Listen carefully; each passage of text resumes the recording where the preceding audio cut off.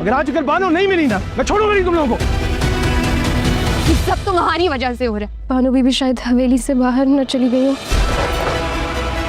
हवेली से बाहर? अस्सलाम वालेकुम दोस्तों, जंजीरे के इस एपिसोड ने जज्बात, राज और सस्पेंस की एक नई दुनिया खोल दी है। रायबा अभी तक मुदस्सर की मौत के सदमे से बाहर नहीं निकल सकी, जबकि दूसरी तरफ उसके दुश्मन अब भी उसकी तलाश में सरगर्दा हैं। एपिसोड का सबसे दर्दनाक मंजर वो था जब रायबा के अपने मामू और भाई तैयब से फ़ोन पर बात हुई।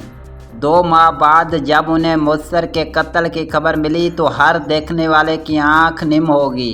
रायबा खुद को मुदस्सर की मौत का जिम्मेदार समझती है और यही एहसास जुर्म उसे अंदर से ही अंदर तोड़ रहा है। दूसरी जानब सरबुलंद मुसल रायबा की हिफाजत कर रहा है, लेकिन वो अब भी उस राज तक नहीं पहुंच सका कि आखिर रायबा के दुश्मन कौन है।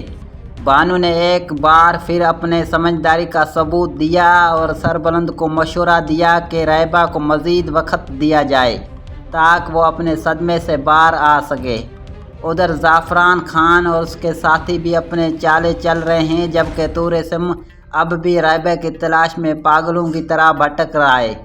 ऐसा लगता है कि आने वाले एपिसोड्स में रायबा का माजी और उसके दुश्मनों का असल चेहरा सामने आने वाला है और आखिर में सरबुलंद और बानू का वो जज्बाती सीन जहाँ बानू के सरबुलंद की बीमारी और ज़हनी दबाव का पता चलता है, नाजरीन के दिल जीत ले गया। इस मंजर ने साबित कर दिया कि बानू सिर्फ मोहब्बत नहीं बल्कि सरबुलंद की सबसे बड़ी ताकत भी है।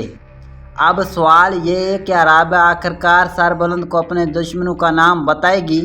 क्या तूर-ए-सिम रायबा तक पहुंच जाएगा और क्या सरबुलंद अपनी जिम्मेदारियों को और दबाव के बोझ तले टूट जाएगा? अपनी कीमती राय कमेंट में ज़रूर बताएं। वीडियो पसंद है तो लाइक करें, शेयर करें और एसएन ड्रामा रिव्यूज़ को सब्सक्राइब करना मत भूलिए। अल्लाह हाफ़िज़।